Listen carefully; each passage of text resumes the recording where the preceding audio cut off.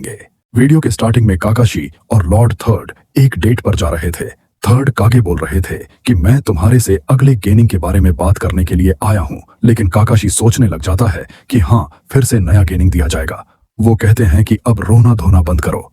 गाय ने ऑलरेडी अपना स्क्वाड बना लिया है और वो लोग अब अपना मिशन पर जा रहे हैं।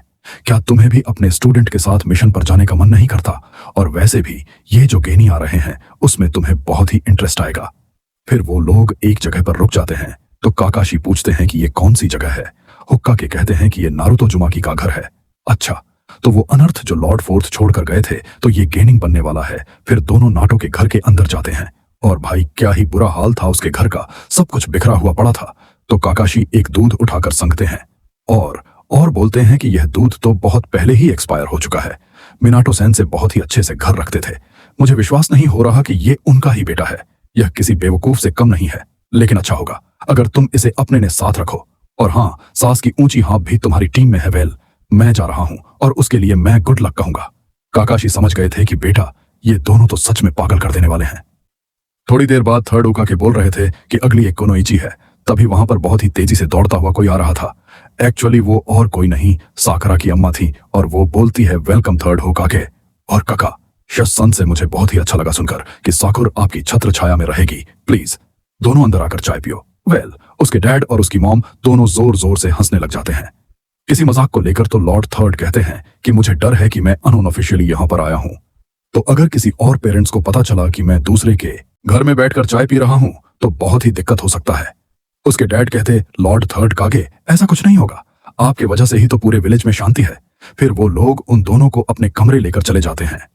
थोड़ी देर बाद वो काके बोल रहे थे कि और आखिरी सास के ऊंचाहा का घर होने वाला है। वेल, तभी कक्का को ऊचियाक्लन और ओबिटो का याद आने लग जाता है। तो होकागे बोलते हैं कि एक समय था जब ऊचियाक्लन अपना अलग ही डिस्ट्रिक्ट में रहते थे, लेकिन अब सिर्फ सॉस के ही बचा हुआ है। फिर दोनों उसके कमरे में चले जाते हैं बिना चाबी के।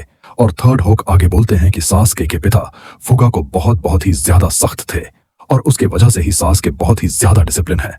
फिर काकाशी कहते हैं उसका भाई टाच उचिहा भी बिल्कुल ऐसा ही था। हाँ, मुझे पता है, मैंने ही उसको तुम्हारी टीम में भेजा था। अब मैं चाहता हूं कि तुम उसके छोटे भाई को भी देखो। मुझे नहीं पता कि मैंने टाच पर कितना ध्यान दिया। उसके पास सारंगन था जो मेरे से भी ज्यादा पावरफुल है। वैसे भी अब सिर्फ तुम्हारे पास ही सारंगन बचा है पूरे विलेज में। हमें नहीं पता कि सास की उचिहा भी अपने सारंगन को एक्टिवेट कर पाएगा, लेकिन जब वो करेगा तो तुम्हें उसके साथ रहना होगा। फिर से काकाशी को बीटो का याद आने लग जाता है, जब वो पहली बार अपने सारंगन को एक्टिवेट किया था और साथ में उसे आरण का भी याद आ रहा था, क्योंकि उसके वजह से ही कका एश का मांगयो के शारंग एक्टिवेट हुआ था। फिर प्रेजेंट में काकाशी कहता है कि इस आंख के वजह से बहुत सारे घटना हुए हैं। अच्छा होगा अगर वो इस आंख को कभी एक्टिवेट ही ना कर पाए, लेकिन यह आंख मुझे यह भी सिखाता है चाहे कुछ भी हो जाए मुझे अपने कॉमरेड्स को बचाना है। हाँ, लगता है कि तुम फिर से उनको वैसा ही टेस्ट करने वाले हो जैसा कि तुमने पहले किया था। फिर भी ये रूम नाउट के रूम से तो बहुत ही ज्यादा अलग है। थोड़ी देर बाद काकाशी कहते हैं कि लेकिन क्यों आखिर आप मुझे इन तीनों का चार्ज क्यों बनाना चाहते हो? क्योंकि उसमें एक बेवकूफ है जिससे कोई उम्मीद नहीं कर सकते, एक लड़का जो महान काम कर सकता है, और साथ में कुनोची देखकर लगता है कि यह मिनाटो का ही ओल्ड टीम है। काकाशी चौंक जाते हैं और फिर बोलते हैं यह अपनी जानबूझकर की है ना। होकागे कहते हैं कि सुनो काकाशी, मैं एक होकागे हूं, मैं कोई भी पर्सनल डिसीजन नहीं लेता। मैं एक सही इंसान को चुनता हूं उस काम के लिए, चाहे एकेडमी के टीचर कुछ भी कहे। फिर हम पास देखते हैं जबरूका बोल रहे थे कि सासकी और नाउट एक साथ रहने वाले हैं। बहुत ही बढ़िया, क्योंकि सासकी क्लास का टॉप रैंक में आता है और नाउट हमेशा सबसे नीचे, ये बैलेंस कर लेगा। फिर प्रेजेंट में हुक आगे कहते हैं कि ऐसा बहुत बार समय आता है जब स्क्वाड का कॉम्बिनेशन ही एक मिशन को पूरा करने का सक्सेस डिसाइड करता है। एक स्पेशल टीम जिससे अलग तरह का स्किल्स आते हो, जैसे कि गाय का टीम वो एकेडमी के रिकमेंडेशन के खिलाफ है, लेकिन वो स्क्वाड फुल स्पेशलाइज्ड है टाइजोसो में, और इस साल भी वही होगा। कक्का एश कहते हैं कि तो नाउट के अंदर 9 टेल्स चिंचोर की है और सासके हो सकता है कि उसका सारंगन भी एक्टिवेट हो जाए, और साकुर एक डस्टबिन है। जैसा कि मैंने पहले कहा, सिर्फ तुम्हें ही सासके को सारंगन के लिए तैयार करना होगा। फिर वो मन में बोलते हैं कि ऐसा फ्यूचर में भी हो सकता है जब सासके अपना श्रिंक गन एक्टिवेट कर ले और वो 9 टेल्स को कंट्रोल करने की कोशिश करें। उम्मीद करता हूं कि ऐसा दिन कभी ना आए। हाँ, मुझे पता है कि वो दोनों स्पेशल है, लेकिन उस डस्टबिन साकरा का क्या? हाँ, मुझे लगता है कि वो बहुत ही कमाल की कुनोच बन सकती है, लेकिन फिर भी उसके बाद हम पास देखते हैं जब रोजन अपने स्टूडेंट्स को ट्रेन कर रहे थे तो अपना छोटा नागराज शूरिकन शैडो क्लोन जोसू का यूज करता है। ये देखकर रोजन बहुत ही ज्यादा खुश हो गया था। ये लड़का बहुत ही तेज है। फिर जराए भी जाता है वो जुट्स दिखाने के लिए क्योंकि वो काफी जेलस फील कर रहा था और वो उस जोसू का मजाक बना देता है। आई मीन ऑफ कोर्स ये जराया है। फिर हुक्का आगे बताते हैं कि टाल लोगों को अपनी तरफ खींचता है। लड़के भी लड़कियों को नोटिस करने लग जाते हैं और समय के साथ वो दोनों बड़े हो जाते हैं। फिर काकाशी को पास्ट याद आता है और कहते हैं कि इसमें कोई शक नहीं कि ओबिटो भी ऋण का टेंशन पाना चाहता था। मैं आपकी बातों को समझता हूँ लॉर्ड थर्ड, लेकिन आपके पहले के स्क्वाड को मैंने टेस्ट किया था लेकिन कोई फायदा नहीं हुआ था। आपको समझना होगा कि मैं जोनी लीडर के लायक नहीं हूँ। हाँ मैं समझता हूँ, लेकिन उनको यह बातें छोटी उम्र में ही समझनी चाहिए। खैर मुझे लगता है कि यह जरूर काम करेगा। मुझे तुम्हारे ऊपर विश्वास है काकाशी। यह चीज मिनाटो के साथ भी ऐसा ही था। फिर हम पास देखते हैं जब वो कागे बोलते हैं कि हम प्रैक्टिस रिपोर्ट के हिसाब से लगता है कि काकाशी सिर्फ अपने काम से मतलब रखता है। काकाशी बाकी लोगों से काफी ज्यादा अलग है, लेकिन फिर भी उसके डैड के साथ जो भी हुआ उसकी वजह से वह काफी उदास रहता है। लेकिन उसको शायद जल्दी समझ आ जाएगा कि टीम वर्क कितना इंपॉर्टेंट होता है। तो तुम्हें उस पर विश्वास है? अगर ऐसा है तो मुझे भी कोई तराज नहीं है। फिर प्रेजेंट में काकाशी चौंक गया था कि मिनाटो सेंसे को भी उसके बारे में यह चीज पता था, लेकिन उनको विश्वास था कि वो एक दिन जरूर समझ जाएगा। फिर होक आगे उठते हैं और कहते हैं कि अपने स्टूडेंट्स पर विवाद में हम देखते हैं कि नारुतो अपना क्रेजी टेल बीस्ट चक्रा बॉल से माद्रा पर हमला करता है और भाई क्या ही धमाका होता है। लेकिन एक सेकंड माद्रा अपने पंखे से उचिहा रिफ्लेक्शन का यूज करके वहां तबाही मचा देता है। पूरा इलाका धुआं धुआं हो जाता है। फिर माद्रा कहता है ठीक है, मैं जाकर 8 टेल्स और 9 टेल्स को लेकर आता हूं, तुम जाकर उन दोनों को देखो। ओबिटो और गाय तुरंत माद्रा के पीछे चले जाते हैं उसे रोकने के लिए। अब सिर्फ काकाशी और ओबिटो ही बचे होते हैं। काकाशी कहते हैं ओबिटो आखिर तुम्हारे साथ क्या हुआ है और तुम इसके साथ क्या कर रहे हो?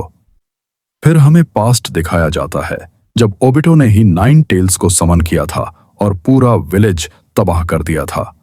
मिनाटो सेंसी सबको बचाने आ चुके थे। नीचे से ओबिटो बस उन्हें देख रहा था। अब देखता हूं तुम क्या करते हो। ओबिटो को याद आता है जब वो पहली बार अपनी टीम से मिलने गया था, उस टाइम भी वो लेट हो गया था। फिर वो बताता है कि वो होकागे बनना चाहता था वगैरह वगैरह। प्रेजेंट में ओबिटो कहता है कि मिनाटो सेंसेई इस दुनिया से मुझे कोई फर्क नहीं पड़ता।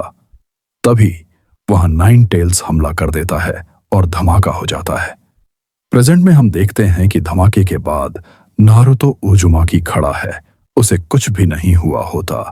वो कहता है मैं ऐसा कभी होने नहीं दूंगा क्योंकि मैं 4th होकागे का बेटा हूं।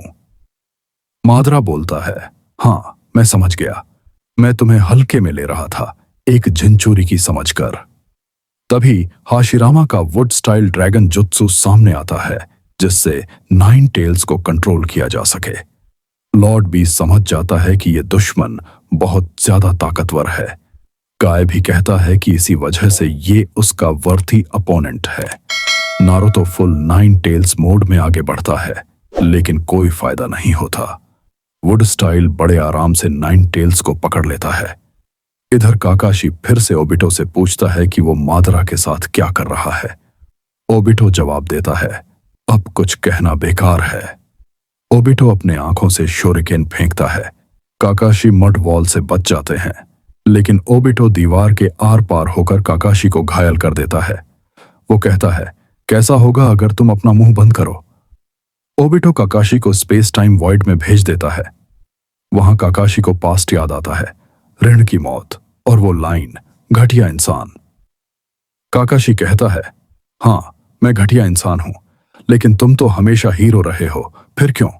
काकाशी भी कामुई का यूज करता है। बाहर नारुतो पूरी कोशिश कर रहा होता है लेकिन पेड़ उगने लगते हैं और उसे जकड़ लेते हैं। काकाशी कामुई से बाहर आता है। ओबिटो कहता है तुम्हारे पास भी मेरी आंख है। फिर ओबिटो हमला करता है, काकाशी को घुटना मारकर गिरा देता है और शूरिकेन से वार करता है। काकाशी कहता है मैं वाकई घटिया इंसान हूं, लेकिन तुम लीफ के हीरो हो, फिर ये सब क्यों? ओबिटो जोर जोर से हंसता है और कहता है कि इस दुनिया में हर शिनोबी आखिर में घटिया बन ही जाता है। इधर नारुतो को समझ आ जाता है कि काकाशी सेंसेई की हालत खराब है। मादरा बोलता है, ये दुनिया सिर्फ मजाक के लिए है। नारुतो आकर मादरा और ओबिटो दोनों को रोक देता है और कहता है, मैं घटिया इंसान नहीं हूं और न बनने का शौक है। मैं अपने कॉमरेड्स को बचा कर रहूंगा। काकाशी सोचता है, अरे ये तो मेरा डायलॉग है। फिर काकाशी और गाय मिलकर ओबिटो का सामना करते हैं। 9 टेल्स और 8 टेल्स मिलकर जबरदस्त चक्रा अटैक करते हैं। धमाका इतना बड़ा होता है कि स्पेस से भी दिख जाए। थोड़ी देर बाद सब देखते हैं कि स्टैचू का चक्रा गायब हो चुका है। सब खुश होते हैं। ओबिटो कहता है, ये दुनिया खत्म हो गई। लेकिन उधर मादरा भाई आराम से बैठे होते हैं, जैसे। तो एपिसोड की स्टार्टिंग में हम देखते हैं टेल रिवाइव हो चुका था। फिर नाटो कहता है क्या यही चीज टेल है? तो नाइन टेल कहता है हाँ यही है। टेंटेल फिर ओबिटो और मदरा टेंटेल के ऊपर बैठ जाते हैं और वो खुद को टेंटेल से कनेक्ट कर लेते हैं। फिर मादरा कहता है, मैं चाहता था मैं उन दोनों को टेंटेल के रिवाइव होने से पहले ही पकड़ लूं, लेकिन उन दोनों ने मुझे सरप्राइज कर दिया। फिर ओडो कहता है, मुझे जल्द ही इन्फिनिट सुकु होमी शुरू कर देना चाहिए। तो मादरा कहता है, इतने बड़े गंजू को शुरू होने के लिए थोड़ा टाइम लगेगा और वो लोग इसमें टांग जरूर अड़ाएंगे, तो पहले हमें उन्हें हरा लेना चाहिए। फिर ओडो कहता है, तुम्हें तो बस टेंटेल की पावर्स का टेस्ट करना है। तुम एक बच्चे की तरह व्यवहार कर रहे हो मादरा। तो मादरा कहता है, तुम गलत हो, बच्चे नासमझ और बेवकूफ होते हैं। जिसके बाद वो टेंटेल को लेकर उन पर अटैक कर देता है। वहीं हम देखते हैं नाइटेल काकाशी और गाय को अपने अंदर बैठा लेता है और वो कहता है, पहले हम उसका अटैक को दूर से देखेंगे, जिसके बाद हम उस पर अटैक करेंगे। हम उसके जितना हो सकते हैं उतना करीब जाएंगे और उसे ब्लास्ट कर देंगे। लेकिन तभी टेंटेल उन पर अटैक कर देता है और 8 और 9 टेल दूर जाकर गिरते हैं। फिर टेंटेल उनकी तरफ भागकर आने लगता है। तो 9 टेल उस पर करो, जिसके बाद शॉकराउन दोनों को हील करने लगती है। फिर टेंटेल अपनी पूंछ घुमाता है और वहां का सारा स्मोक उड़ जाता है। फिर मादरा देखता है पूरी एलाइट स्नोब फोर्सेस वहां पर पहुंच चुकी थी, जिसके बाद सभी निंजा उन पर अटैक करने के लिए आगे जाते हैं। वहीं एचक्यू में शिकाकू कह रहे थे, हमारे दुश्मन के पास बहुत ही शानदार आंखें हैं, तो सबसे पहले हमें उनके देखने की शक्ति को खत्म करना होगा। तो हिडन क्लाउड वाले अपने फ्लैश प्लर का यूज करते हैं, जिससे वहां पर बहुत ही तेज रोशनी हो जाती है और ओबिटोमद्र को कुछ भी नहीं दिखाई दे रहा था। जिसके बाद वह अपने लेजर सर्कस का इस्तेमाल करके उन पर अटैक कर देते हैं। फिर हिडन सैंड वाले निंजा अपने विंड स्टाइल जूसू का इस्तेमाल करते हैं ताकि टेंटेल कुछ भी सेंस ना कर पाए। फिर हिडन स्टोन के निंजा अपने वेस्ट मोबल कोर जुत्सु का इस्तेमाल करते हैं और टेंटेल को एक गड्ढे में फंसा देते हैं। जिसके बाद वो उस पर लाइम गिराते हैं और हिडन मिस्ट वाले उस गड्ढे को पानी से भर देते हैं। फिर हिडन लीफ वाले अपने फायर स्टाइल जूसू का इस्तेमाल करते हैं और लाइम को सुखा देते हैं, जिसकी वजह से टेंटेल वहीं पर जम जाता है। फिर मदरा कहता है, आखिर किसने सोचा होगा वो पांचों विलेज एक साथ मिलकर भी लड़ सकते हैं। फिर शिकाकू कहते हैं, हम टेंटेल को ज्यादा देर तक नहीं रोक पाएंगे। मादरा किसी भी निंजुत्सु को एब्जॉर्ब कर सकता है, तो जिन्हें भी ताइजुत्सु आता है वो मादरा पर अटैक करेंगे और ओबिटो किसी भी अटैक के आर पार निकल सकता है, लेकिन सिर्फ 5 मिनट तक। तो तुम सब उस पर 5 मिनट तक लगातार अटैक करोगे, जिसके बाद सभी निंजा उन पर अटैक करने के लिए उस गड्ढे में कूद जाते हैं और यह एपिसोड यहीं पर खत्म हो जाता है। तो अगर आपको यह वीडियो पसंद आई है तो लाइक कर देना। पिछले सभी एपिसोड्स के लिंक आपको डिस्क्रिप्शन बॉक्स में मिल जाएंगे। मैं मिलता हूं आपसे बहुत जल्द किसी नेक्स्ट वीडियो में।